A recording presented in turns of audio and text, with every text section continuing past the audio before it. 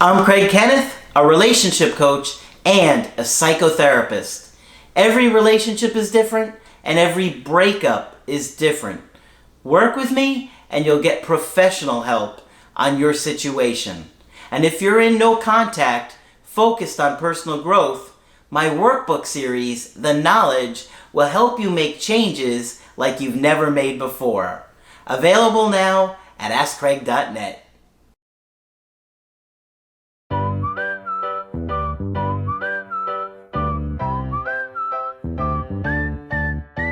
Hi there, I'm Coach Craig Kenneth. I'm Coach Margaret.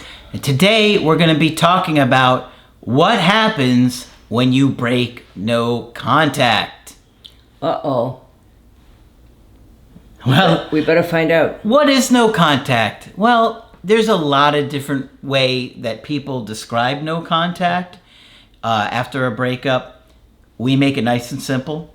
We say and suggest that if somebody breaks up with you, you simply stop reaching out to them and allow them to reach out to you when they're ready. And you're honoring their wishes and their space. Yep. So that's the way we talk about no contact. We're not reaching out. We're allowing them the time and space to come back when they're ready. So we get a lot of people that obviously hear a lot of conflicting information. They hear about the clean slate message, the good reminder text, the handwritten letter, the grand gesture. Then there are some wackadoos out there that will practically have you stalking their ex everywhere they go, telling you that they're going to forget about you if you don't do it. Right. Some really scary stuff with that. Absolutely. Yeah, because you'll wind up, we have cases at least a few times a month where people have had the courts involved or police where involved. Restraining orders have been, yeah. And don't show up for lunch, Yeah. So we suggest you leave your ex alone, allow them to come to you, because it really allows them the time and space to figure out what they want. Do they really want to live without you? And, I know there are all kinds of scenarios. When I say this, I mainly mean, you haven't heard from your ex in a few months. There are sometimes exes that will constantly breadcrumb you. Yep. And will say, because we'll say don't ignore your ex. Mm-hmm. In a situation like that, you might have to set a boundary with them. But for the most part, we're saying you leave your ex alone, you allow them to reach out when they're ready. And that's so important, Margaret. Yes, it is. Because it's like, I gave somebody an analogy the other day on a call that if you throw something on the grill, you got to close the grill and allow it to cook. But if you keep opening up that grill, it lets all the heat out. It lets that momentum go. I like the metaphor. Yeah. Right? Good. Yeah. And so you got to understand that if you reach out to them, they're not going to fear losing you. Okay, they're not going to get that separation anxiety that they're going to lose you, which is exactly what we want to happen. That's where we're trying to get this we're counting on, to go. Now, we want you to work on yourself and work through your issues to blow them away in the meantime, but we want them to really miss you to get that process going. And so when you reach out, you're taking a risk, okay? And a lot of times it's a needless risk. We know that you're anxious. We know that you're scared that if you don't reach out, that you may not hear from them. And that's true. It is true. It is absolutely true that they might not ever reach out. And we're not going to say that it doesn't happen because not all of you will hear from your ex. But what we see time and time again is allowing that person to process at their speed is going to give you the best chance. Right. Right? Right. So if you break no contact and you reach out, it keeps, number one, it relieves their anxiety. And they're no longer afraid of losing you, which is what we've been trying to get them to fear. Right. But it also interrupts their grief process. Right, and they have to start all over again. Yeah. Yeah. So maybe you could talk a little bit about that. Okay. If you interrupt the grief process, then even the person who did the dumping is going to feel better because we all have the separation anxiety. Mm-hmm. But it's going to take them a few days to sort of get back to where they were once they have a contact with you and they feel better. So you may have set back their grief process, 10 days, 2 weeks, or however long it takes them. It depends upon how you reached out, what you Right. said, what you Right. did. If you're like, I'll be waiting forever, Yeah. it's going to be a lot longer than 2 weeks before they're worried. And don't in any way pressure them or demand a time to get together or anything like that, you know? Just let them be. And the best line is, whenever you're ready, I will be here. Yeah. Okay?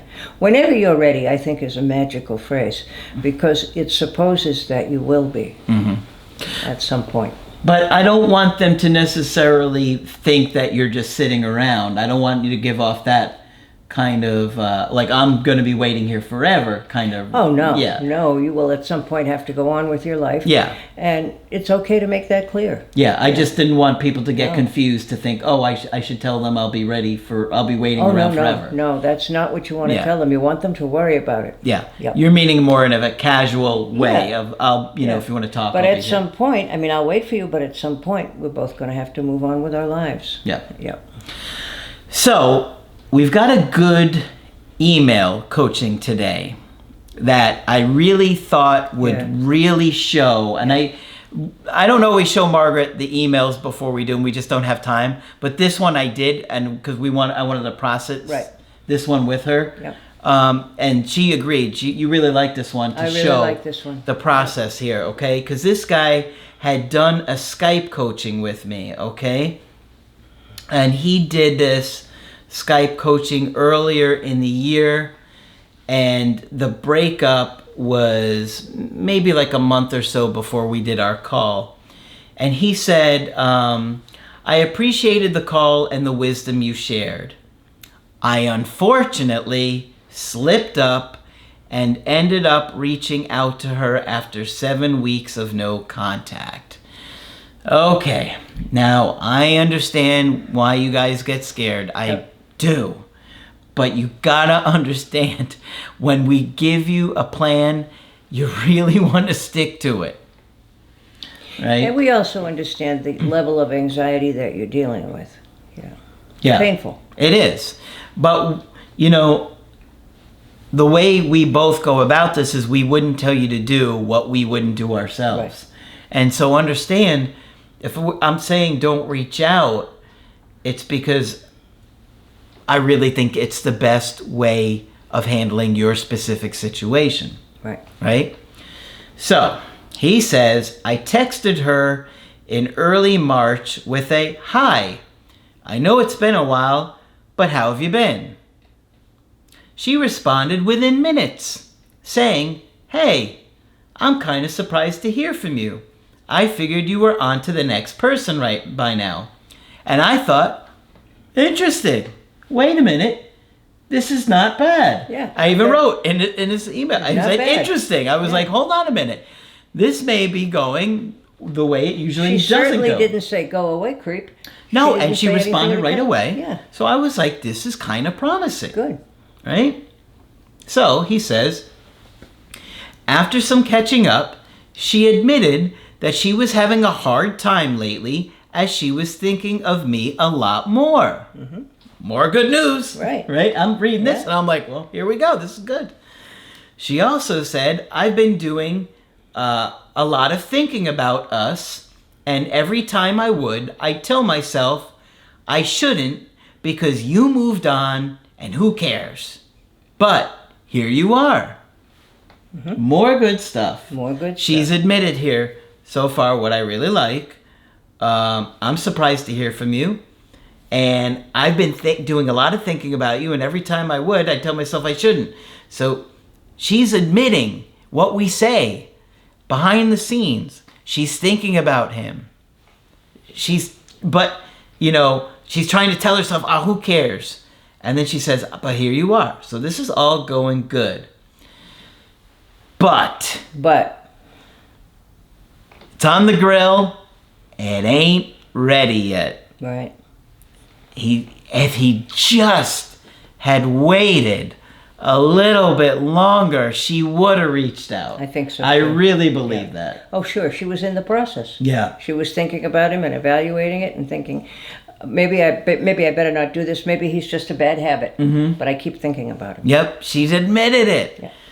And I'm sure at some point he would have heard from him. Maybe not for another like 3 or 4 months or something like that. But I think she was going to reach out. Yep. Right? So then I got to this next message and I'm like, oh boy. It fell apart quickly. I could tell. Yeah. She told me not to text her if I'm interested in other women. Okay, on the surface, to you, it may sound like, okay, well, that's not so bad. Well, to me, it was, I was reading between the lines and thinking, well, if she was really interested, she wouldn't have said that. She would have been so eager to see him. Right. She wouldn't be giving him rules here. Like, and what, he can't live his life? I was going to say, what can he do? They're in a breakup. He can't put his life on hold forever. People do put it on hold for a while, sometimes waiting, but not for any length of time. Yeah, so That's a pretty outrageous demand, I think. I thought it was kind of unfair. Yeah. And to me, it was concerning of her interest level. Yeah. Then he said, I threw out the idea of catching up in person. She said, sounds good. I don't leave my house for less than 70 degrees, though. That's what I read that and I'm like, oh boy. Are you a hothouse plant? Is my first question. Yeah, this is not going well. She's not ready. It's also a strange thing to say. It is a strange I've never thing to heard say. anyone say that. I mean, if you have a special problem controlling your body temperature or something, maybe, and maybe she does, who knows. Good thing she lives, where does she live? Must be someplace warm. I'm not sure where they live, but to me, it sounds like she was kind of saying like, oh, I don't like going out if it's cold out. Right. But again, this lines up with if her interest level was high, she wouldn't say that. No. Nobody would say that. Right. Right? Like, how many of you watching this video would say that to your ex if they reached out right now? Yeah. Probably zero. Wait a minute, it's not the right temperature. And it's only 70 degrees. It's not What like do you know it was about the air conditioning 20 in that restaurant? below. Yeah. Ridiculous. So immediately I was like, oh no, he was too soon. She just isn't ready. All right. So let me go on here. But, those two things told me a lot real quick. Do we know how long they had been together? Several years, I believe. So you'd think he would have known about the 70-degree rule. Yeah. Which makes me think it was just a weird thing to say when she wasn't ready. Yeah. If I had to gauge her interest level, I would have said it's like in the 5 or 6 range here. Maybe a 6 because she replied right away. Out of 10, yeah. But to quickly give these 2 rules about seeing him, it's like... You better not think about other women, and you got to remember what temperature I control. Yeah, it's just not somebody with a high interest level would do or say. Okay. We also briefly discussed a convention coming up that we used to go to together, and she considered the idea of possibly going together again. Okay. We agreed to keep in touch. She reached out on her own at the end of the week with something Amazon suggested to her and said it reminded her of me. An indirect direct. Yep. Now we talk about, it's an excuse, right? She's So- got an excuse. Amazon recommended this thing. It reminded me of you. I missed the cat. It's all along those lines. What could Amazon recommend? Some kind of product. I don't know. All right. She started being flirty and playful and used a bunch of emojis. I had told her before that I lost a lot of weight, and she brought that up and said, "Who knows what you look like now?" That's a little bit odd to say, but okay. Well, if you were cute before, you must be absolutely gorgeous now. Exactly. I told her she'd have to see me in person to find out, which I liked. Yep, I good liked that. answer. That was a good answer. She changed the subject and talked about work. So she didn't seem eager again to see him. She changed the subject when he brought up getting together. She then asked what my plans were for the weekend, but didn't set anything up. When I asked what hers were, she said she was just going to be home cleaning and decided to let me go. So, boy, talking about mixed messages. She's hot, she's cold, she's reaching out, indirect, direct. He doesn't know what to do. Yeah, sure. Let's get together, but she changes the subject. Now she wants to get off, so he's probably like, what's going on here? Again, she just doesn't seem ready. And what happens? I reached out the next day with a picture of a drink I got. She said, I bet it's good, but then sent the following text. I know we've been talking again, and part of that is my fault, but, here's the big but, Margaret, I don't want to be in a relationship together again. I'm not sure if that's why you've been reaching out to me. A relationship together. Somehow that just doesn't work. We can't be in a relationship separately. Well, I mean, it's clearly she was giving him mixed messages. Oh, my goodness. And even from the get-go, she was alluding that she had been thinking about them romantically. I've been thinking about you and us and, and now she's acting like, well, I'm not going to get in a relationship right now. And it's like, where is this coming from? She might be avoidant. And so what can happen is you get the mixed messages. I want you. Oops, no, I really don't. Mm-hmm. But, again, it just kind of takes me back to I don't think she was ready. I don't think so either. I absolutely agree. Had he waited a bit longer, given her enough time to think about him. And she would have reached out. Right. And I don't think any of this would have happened. But that's the risk you take when you reach out. And it's hard to explain to people in the throes of it that reaching out is a risk when they're thinking that not reaching out is the bigger risk. Yep. Yeah. But here you can see he got a little traction, but look at how quickly it falls apart. Yep. We got the rug pulled right from underneath him here. From under him. So you think they had been together for a period of years? I am pretty sure it was like over 3 years. Okay. So he's real confused. Yeah. Okay, let me go on here. I never brought up getting back together or the relationship. I said, oh, okay. I wasn't sure how you felt, but I was just living in the present. I guess I was reaching out because it seemed like we enjoyed talking. It certainly did seem like that, yes, it did. Right? She said, well, that is how I feel. What is? That she doesn't want to be in a relationship. Okay. It was kind of cold, though. Quite. My final text was, I guess I was getting mixed messages, but it's all good. If you change your mind, let me know. That part was good. Yeah. She never replied. He was getting mixed messages. Yes, sure he was. And I'm glad he said it. Yeah. He called her out. Yeah. But I think she already knew, because she kind of admitted it.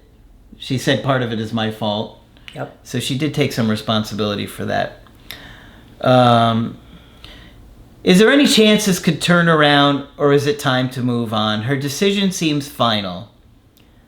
But there seems to be mixed messages with her previous texts. Well, I think had you not reached out, she was going to reach out at some point. And had you been more patient, you would have... We don't know for sure, but I really think you would have had another chance. But it sounds like, however tenuous, this was a pleasurable experience for her. Mm-hmm. I mean, she did enjoy talking to him. Mm-hmm. She did kind of end it again, but not in a terribly cruel way. Mm-hmm. So I think it's a toss-up. What do you think? Well, yeah. I mean, he handled himself okay. Yes, he did. He wasn't dramatic. He didn't make a big deal. But I don't think she's reaching out anytime soon now. No. If anything, I think it pushed it back. She could reach out, in the future. Mm-hmm. But I think for him, at this point now, he's got to say, all right, well, I'm just going to keep on working on myself. He still has some issues with his anxiety and I think emotional self-control. And he's got to work through that. And if she's interested, she'll reach out. Right. But I don't think it's happening anytime soon. I think I don't this either. brought her back to, step one or whatever you want to say. Yep. Back to ground zero, Ground whatever zero. you want to Yeah, I call like it. ground zero. Yeah. Unfortunately, and he allowed me, at first he didn't want me to share this email, but when I explained how helpful it could be, he was like, you know what? Go ahead and share it because I want other people to know, be patient. Well, thank you, sir. That was generous of Yeah, you. it really was. was. Yeah. They have a long history together, and I think she's going to go back and think about things. But for a while now, I think she's just going to have her guard up and think, no, we're not getting back together. I want to know where they live. I think it's up north. No, actually, no. I think it's down south. Well, the reason I'm asking is I'm still back on 70 degrees. Yeah. No, it's definitely down south. I remember. Okay, because if she lived up north, she'd never be able to come out of her house. Exactly. And what's the song? It's Sunny and 75? Sunny and 75. I don't know, Margaret. At first it seemed good. And there were some encouraging first few messages that I was like, ooh. But Very quickly it fell apart, yeah. it just showed that he just waited, I think she would have cracked. I think she would have reached out. I think she would have been like, hey, how's it going? I was trying not to think about you because I still like you, you think? Yeah. And I don't want to? It was too soon. Yeah. So this is a good example of what happens when you reach out and break no contact. And I think it's a very good way to put it. I think most of our clients see that not reaching out is a risk, but reaching out can be too. Absolutely it is. Yeah. It is. It sucks for him because I know he's beating himself up. Don't. It doesn't help you, and it takes energy that you can put into working on yourself. Yep. It is what it is. Yeah. She just wasn't ready yet, and hopefully it will help a lot of other people to hear this example and to decide not to go that route. Yeah. Just like a lot of things that I've gone through that were painful that I share with you guys. Right. To help you. And you're very generous with that. Probably too generous. No. They're probably tired of hearing about diarrhea. And Applebee's. Yeah. And diarrhea at Applebee's. At Applebee's, right. That didn't happen. All right. But hopefully this was helpful to you. And of course, if you want our help personally, you can get it at my website, askcraig.net. I do email coaching and I do Skype. And of course, Margaret is available for Skype coaching. Yes, indeed. If you think I can be helpful, please sign up. Just click on Margaret on the top of the website to do that. But that's it for this video. I'm Coach Craig Kenneth. I'm Coach Margaret. And we will talk with you soon. To get my help personally, go to askcraig.net and click on Schedule Coaching and choose the option that works best for you. I do email coaching or Skype. To schedule a coaching with Margaret, click on Margaret on the top of the page and order a Skype with her. For the Knowledge Creative Healing course, click on the link at the top of the page and click Get Started Now.